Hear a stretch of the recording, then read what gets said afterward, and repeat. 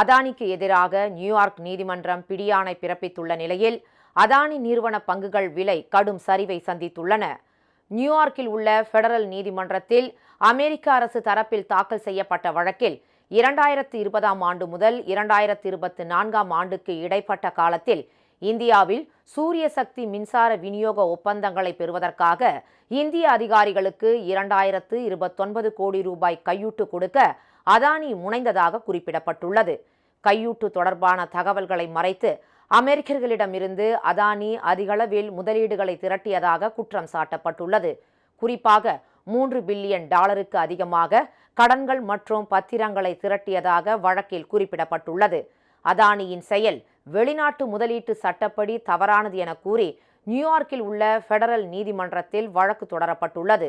இதில் கௌதம் அதானியுடன் அவரது உறவினர் சாகர் அதானி மற்றும் வினீத் ஜெயின் உள்ளிட்ட 6 பேரின் பெயர்கள் இடம்பெற்றுள்ளன.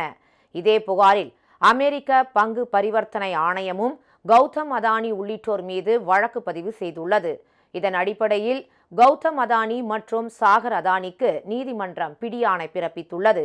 இந்நிலையில் அதானி மீது நியூயார்க் நீதிமன்றத்தில் வழக்கு பதிவு செய்யப்பட்டிருப்பதைத் தொடர்ந்து பங்குகள் விலை கடும் சரிவடைந்து வருகிறது. அதானி என்டர்பிரைசஸ் லிமிடெட் நிறுவனம், அதானி போர்ட் ஆகிய பங்குகளின் விலை 10 விழுக்காடு சரிந்துள்ளது. Adani Power, Adani Energy, Adani Green Energy, Adani Total Gas, Adani Wilmar ஆகிய நிறுவனங்களின் பங்குகள் 10 முதல் 20 விழுக்காடு வரை சரிந்துள்ளது.